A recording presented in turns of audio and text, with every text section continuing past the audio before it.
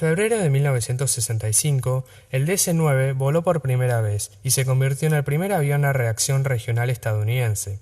El DC-9 era un avión chico y simple, pero cumplía perfectamente su rol. Al principio era el único de su clase. Los demás aviones eran muy grandes o muy chicos. Durante muchos años, el DC-9 progresó y le fue muy bien. A medida que pasaban los años, se crearon variantes cada vez más grandes, con mayor capacidad de pasajeros y alcance. En los años 70, el Boeing 737 estaba en auge.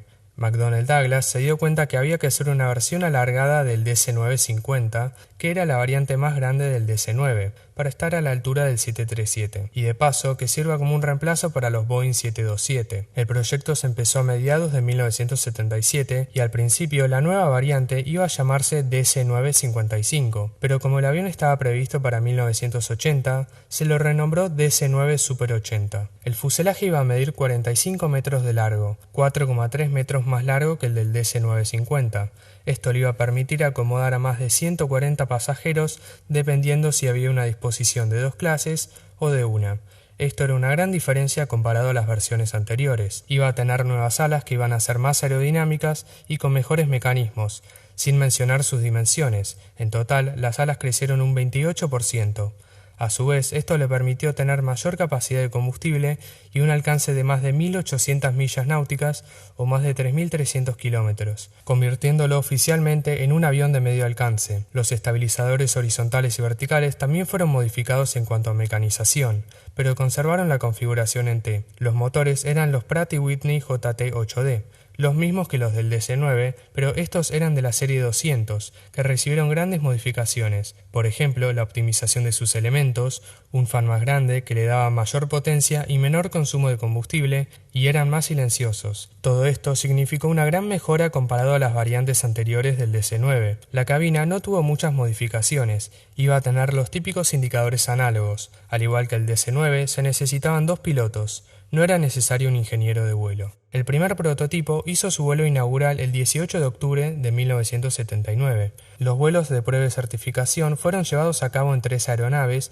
sumando un total de 1.085 horas de vuelo. Para finales de agosto de 1980, el proceso de certificación ya había terminado. Este corto periodo se debía a que, a pesar de que era un avión con grandes modificaciones, no era una aeronave completamente nueva. A fin de cuentas, era un derivado del DC-9. De hecho, tenía la designación DC-981. Esto recién cambió en 1986 cuando la designación pasó a ser MD-80. La aerolínea de lanzamiento de la nueva aeronave fue Swissair, que recibió el primer Super 80 el 13 de septiembre de 1980. Para hacer la producción más efectiva, en 1982, el último DC-9 salió de la planta de producción de Long Beach, en California. Ahora la fábrica iba a ser destinada pura y exclusivamente a la producción de la familia MD-80. La primera variante era el MD-81. Tenía una longitud de 45 metros, 32,8 metros de punta a punta de ala y 9 metros de altura. Un peso máximo de despegue de 63.500 kilos,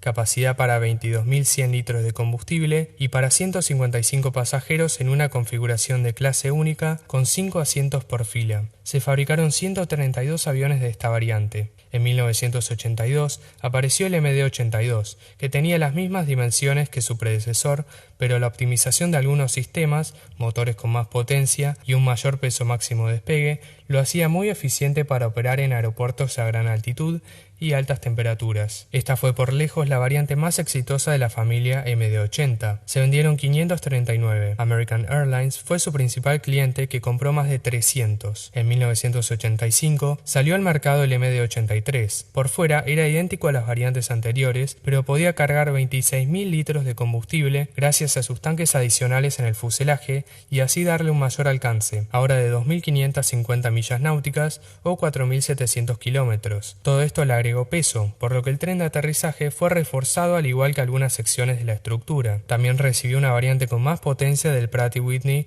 JT8D200 que le daban 42.000 libras de empuje. Su peso máximo de despegue era de 73.000 kilos. En 1987, McDonnell Douglas creó el MD-87. A pesar de que el número era mayor que el de los anteriores y se esperaría que fuese más grande, por el contrario, era la variante más chica de la familia. Tenía una longitud de 39,7 7 metros, 5,2 metros más corto que los demás. Esta reducción de tamaño fue pensada para que el avión fuera ideal para vuelos de mayor distancia, pero de menor demanda, ya que podía llevar hasta 130 pasajeros y tener un alcance de 2.900 millas náuticas o 5.400 kilómetros. Una gran diferencia comparado a sus predecesores. En total se fabricaron 75. En enero de 1988 entró en servicio el nuevo MD-88 con Delta Airlines. Tenía las mismas dimensiones, peso, alcance y motores que el MD-83, pero difería en la cabina, ya que tenía la incorporación de una cabina de cristal, o mejor dicho, una combinación de pantallas e indicadores análogos.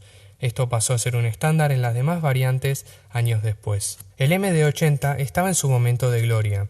En 1980 solo se vendieron 5 aviones, mientras que en 1985, 70, alcanzando un pico de 140 aeronaves en 1991. Podemos afirmar que el MD-80 cumplió con la misión de reemplazar al Boeing 727. Las principales aerolíneas estadounidenses, American Airlines y Delta, fueron fieles clientes del Super 80, así como varias aerolíneas europeas, latinoamericanas y chinas. A medida que pasaban los años, se idearon varias variantes y posibles modificaciones para el MD-80. El principal problema del MD-80 eran los motores JT-8D, que se estaban volviendo obsoletos y consumían mucho combustible comparado con los de sus competidores. Esto hacía que la aeronave fuera cada vez menos rentable para las aerolíneas. Todas las ideas, modelos y estudios culminaron con la creación del MD-90, que voló por primera vez en 1993. Basado en el diseño del MD-88, el MD-90 era 1,4 metros más largo. Las alas y estabilizadores apenas fueron modificados. Su cambio más importante fueron los nuevos motores International Aero Engines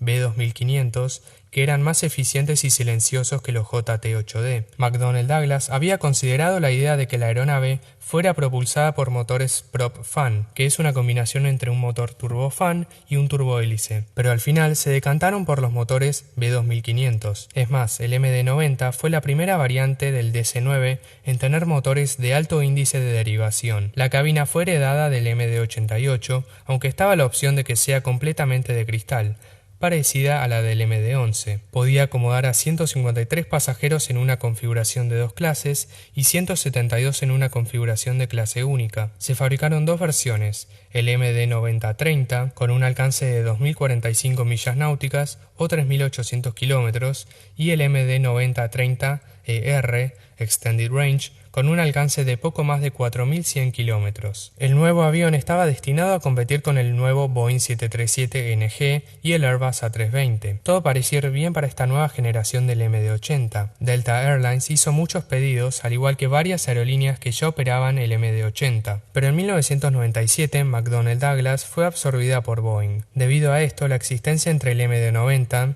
el MD-80 y el Boeing 737 era imposible. El MD-80 fue el primero en ser eliminado. Aparte, como había dicho antes, el MD-80 era más costoso de operar que el Boeing 737. El 737NG consumía un 20% menos de combustible que el MD-80. Esto era una gran diferencia. En 1999, tras estar en producción durante 20 años, la planta de la familia MD-80 cesó su actividad. En total se fabricaron 1.191 aeronaves de la familia MD-80. El MD-90 no sobrevivió mucho tiempo más que su predecesor. En el año 2000, el último MD-90 salió de la fábrica.